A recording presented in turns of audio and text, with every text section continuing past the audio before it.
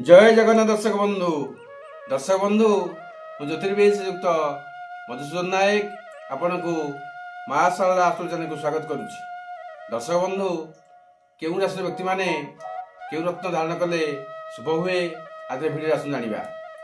मेष और मिथा राशि व्यक्ति माने रेड कोराल बा रक्त प्रवाल किंबा मुंगा धारण करि परिबे।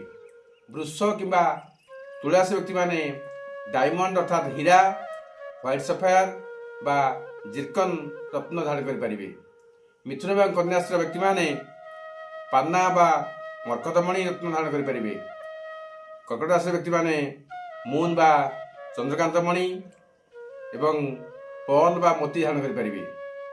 सिंह राशि व्यक्ति माने रूबी बा माणिक रत्न व्यवहार करें। धनु और मीन राशि व्यक्ति माने पोखराज बा पुष्परागमणि बा येलो सफायर रत्न धारण करें। मकर और कुंभ राशि व्यक्ति माने नीलम बा नीलापथर धारण करें। जो मानकर राहु खराब थाए से माने शिलुंग मेध किंबा केतु खराब थिले क्याटसाई बा बदुज अमणि व्यवहार करें। तेज दर्शक बंधु आपण जदि रत्न धारण चाहती तेरे आप कौन एक लाबोरेटरी टेस्ट करके धारण कले शुभ हुए। जय जगन्नाथ।